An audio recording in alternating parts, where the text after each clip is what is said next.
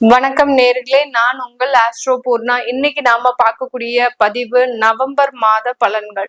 November மாதத்துல இருக்கக்கூடிய கிரகங்களின் கோச்சார அடைவுகள் முதல்ல பார்க்கும்போது, கடக ராசியில குரு பகவான் உச்சநிலை அடைந்திருக்கிறார். சிம்ம ராசியில கேது பகவான், அடுத்து கன்னி ராசியில சுக்கிரன் நீச்ச நிலை அடைந்திருக்கிறார்.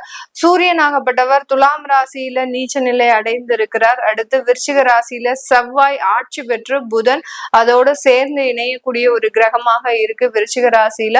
கும்ப ராசியில ராகு பகவான் எப்போதும் போல, அடுத்து சனி பகவான் வக்ரத்தன்மையோட மீன ராசியில இருக்கிறார். இதுதான் இந்த மாதத்துல இருக்கக்கூடிய கிரகங்களின் அடைவுகள். இந்த மாதத்துல கிரகங்கள் எந்தெந்த கிரகங்கள் வக்ரத்தன்மை அடைகிறது அப்படின்றத பார்க்கலாம்.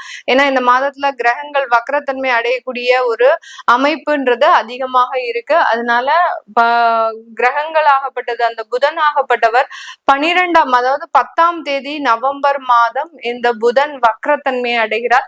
12ஆம் தேதி குருவாகப்பட்டவர் உச்ச நிலையில் இருந்து தன்னுடைய வக்ரத்தன்மையை அடைகிறார். இந்த 2 கிரகங்கள் வக்ரத்தன்மையோட இருக்கிறதோட இன்னும் 3 கிரகங்கள் ராகு கேது எப்போதுமே வக்ர கிரகங்கள், சனி பகவான் வக்ரத்தன்மையோட இருக்கிறார் ஆல்ரெடி. இது எல்லாமே மொத்தம் 5 கிரகங்கள் இந்த மாதத்துல வக்ரத்தன்மையோட இருக்குது. இந்த மாதத்துல கிரகங்களின் பயிற்சிகள் ஏதாவது இருக்குதா அப்படின்னு கேட்டோம்னா, இந்த சுக்கிரனாகப்பட்டவர் மாதம் பிறந்த உடனே 3ஆம் தேதி தன்னுடைய நீச்ச நிலையிலிருந்து தன்னுடைய சொந்த வீடான ஆட்சி வீட்டிற்கு துலாம் ராசிக்கு பயிற்சியாகி வருகிறார். அடுத்து இதே மாதத்துல இறுதியில 24ஆம் தேதி அதாவது 26ஆம் தேதி நவம்பர் மாதம் தன்னுடைய ஆட்சி வீட்டுல இருந்து தன்னுடைய 2ஆம் வீடான அந்த விருச்சிக ராசிக்கு அந்த சுக்கிரனாகப்பட்டவர் பயிற்சியாகிறார். சூரியன் 17ஆம் தேதி நவம்பர் மாதம் அந்த தன்னுடைய நீச்ச வீட்டுல இருந்து விருச்சிக ராசிக்கு பயிற்சியாகி போகிறார். இதுதான் இந்த மாதத்துல இருக்கக்கூடிய கிரகங்களின் தன்மைகள்.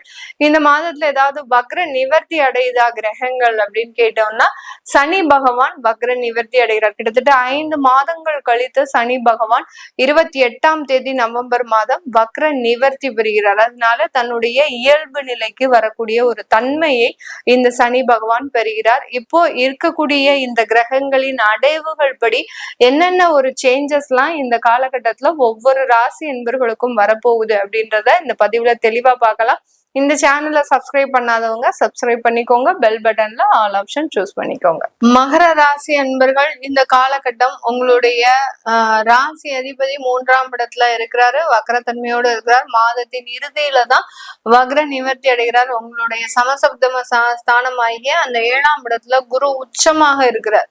அந்த உச்சமாக இருக்கக்கூடிய அந்த குரு பகவான் உங்களுக்கு திருமணம் சம்பந்தப்பட்ட விஷயத்துல நல்ல ஒரு ஏற்றத்தை கொடுக்கும்.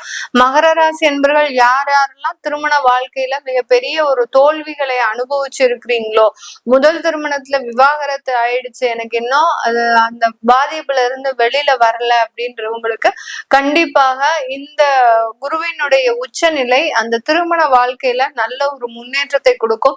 2வது திருமணத்திற்கு உண்டான சில முயற்சிகளையும் செய்ய வைக்கும்.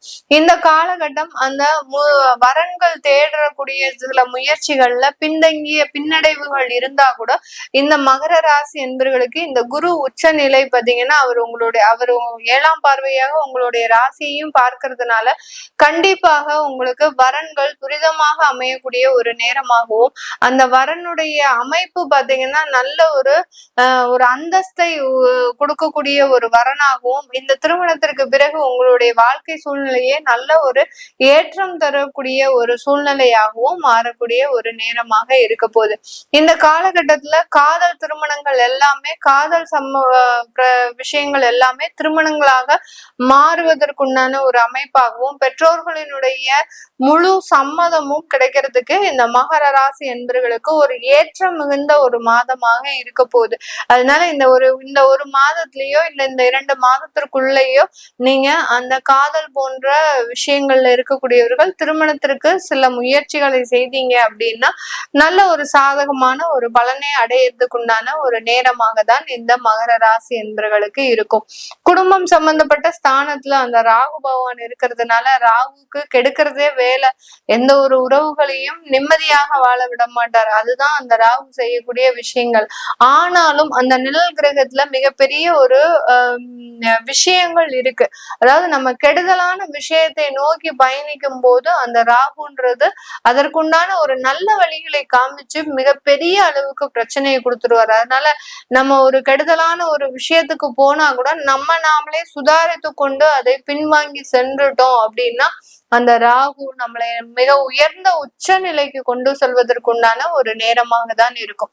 இந்த மகர ராசி என்பவர்களுக்கு அந்த 2ஆம் இடத்துல இருக்கக்கூடிய ராகு பகவான் அந்த உறவுகள் ஏதாவது ஒரு தவறான பழக்க வழக்கத்துல இருக்கிறாங்க அப்படின்னா கண்டிப்பா வெளியில கொண்டு வந்து காட்டிடும். அதுக்கு உண்டான ஒரு வேலையே அதுதான். எந்த உறவுகள் தேவையில்லாத ஒரு முறையான உறவுகளை இல்லையோ அந்த உறவுகளை வெளியில கொண்டு வந்து காட்டி அவங்களை அவமானப்படுத்தி அசிங்கப்படுத்தக்கூடிய ஒரு சூழ்நிலைக்கு கொண்டு வந்து தள்ளக்கூடிய ஒரு நிலைதான் இந்த ராகு பகவான் 2ஆம் இடத்துல இருக்கும்போது.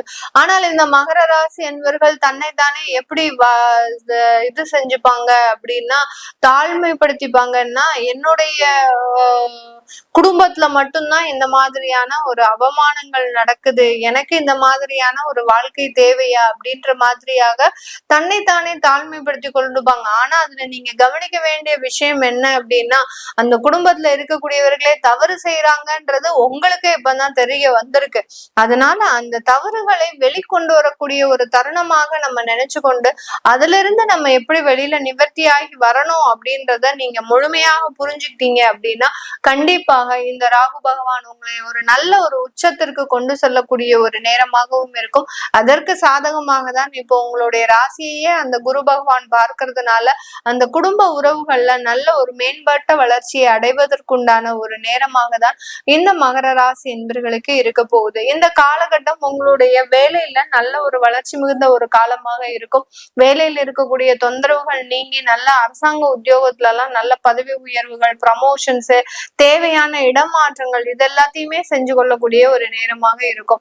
3 வருடத்திற்கு ஒரு முறை உங்களுக்கு ஒரு டிரான்ஸ்பர் கிடைக்குது அப்படின்ற பட்சத்துல நீங்க எந்த இடத்துக்கு அப்ளை பண்றீங்களோ அந்த இடத்துக்கு உங்களுக்கு அந்த டிரான்ஸ்பர் ஆர்டர் அப்படின்றது கண்டிப்பாக வரும். வர வேண்டிய பண வருமானங்கள் எல்லாமே இருக்கு அப்படின்னா அரசாங்கத்துல வேலை செய்யறவங்களுக்கு அது எல்லாமே இந்த மாதத்துல வந்து சேரக்கூடிய ஒரு நேரமாக இருக்கும். நிலுவைத் தொகையாக சில அரியர்ஸ் பணம்லாம் இருக்கு அப்படின்னா கண்டிப்பாக அதெல்லாம் வந்து சேரக்கூடிய ஒரு அமைப்பு தான் இந்த மகர ராசி என்பவர்களுக்கு இருக்க போது. தொழில் ரீதியாக ஒரு உற்பத்தி சம்பந்தப்பட்ட ஒரு தொழில்ல இருக்கிறவங்களுக்கு கண்டிப்பாக இந்த மாதம் ஒரு நல்ல ஒரு வளர்ச்சி மிகுந்த ஒரு மாதமாகவும் 10ஆம் இடத்துக்கு சொந்த அதிபதியாகப்பட்ட அந்த சுக்கிரன் அந்த ஆட்சிக்கே வர்றதுனால உற்பத்தி சம்பந்தப்பட்ட தொழில்ல நல்ல வளர்ச்சி மிகுந்த ஒரு ஏற்றமாக இருக்கும். உங்களுடைய ப்ராடக்ட்ஸனுடைய ஒரு அங்கீகாரம் ஒரு பிராண்டா ஆகுறதுக்கு உண்டான ஒரு நேரம். உங்க ப்ராடக்ட்டுக்குன்னு இது நாள் வரைக்கும் ஒரு செப்பரேட்டா தான் நீங்க செஞ்சிட்டு இருப்பீங்க. இப்போ அது ஒரு பிராண்டா கன்வெர்ட் ஆகிறதுக்கு உண்டான ஒரு நேரமாக தான் இந்த ப்ரொடக்ஷன் சம்பந்தப்பட்ட ஒரு தொழில இருக்கிறவங்களுக்கு, ரீட்டைல் பிசினஸ் செய்யறவங்களுக்கு நல்ல ஒரு ஏற்றம் மிகுந்த ஒரு மாதமாகவும் தான் இருக்க போகுது. ஏன்னா உங்களுடைய 11ஆம் வீட்டு அதிபதி அங்க ஆட்சி பெற்று இருக்கிறதுனால நல்ல ஒரு லாபம் நீங்க சம்பாதிக்கக்கூடிய ஒரு நேரம். ஆன்லைன் மார்க்கெட்ஸ்ல இருக்கிறவங்க இவங்களுக்கு எல்லாருக்குமே பாத்தீங்கன்னா நல்ல ஒரு லாபம் மிகுந்த ஒரு தொழிலாக தான் இருக்கும். தொழில் கமிஷன் சம்பந்தப்பட்ட விஷயத்துல இருக்கிறவங்களுக்கு கொஞ்சம் உங்களுடைய தவறுதலான சில கம்யூனிகேஷன்னால அந்த இடத்துல அந்த வருமான தடைகள் அப்படின்றது கண்டிப்பாக இருக்கும். இது கமிஷன் சம்பந்தப்பட்ட தொழில் இருக்கிறவங்களுக்கு மட்டும்தான். அது இன்னும் ஒரு 2 மாசத்துல சரியாகக்கூடிய ஒரு நேரமாக இருக்கும். இந்த நவம்பர் மாதம் அதுல எல்லாம் கொஞ்சம் தடைகள் இந்த தொழில இருக்கக்கூடியவர்களுக்கு இருக்கு. இது எல்லாமே நம்ம கோச்சார நிலவரப்படி பலன்களை கணிச்சு சொல்லியிருக்கிறோம். உங்களுடைய சுய ஜாதக தசாபுத்தி பலன்களை பார்க்கணும் விருப்பப்படுறவங்க கீழே இருக்கிற நம்பருக்கு நீங்க வாட்ஸ்அப்ல நீங்க கன்சல்ட் பண்ணிக்கலாம். உங்களிடமிருந்து விடைபெறுவது உங்கள் ஆஸ்ட்ரோ பூர்ணா. நன்றி, வணக்கம்.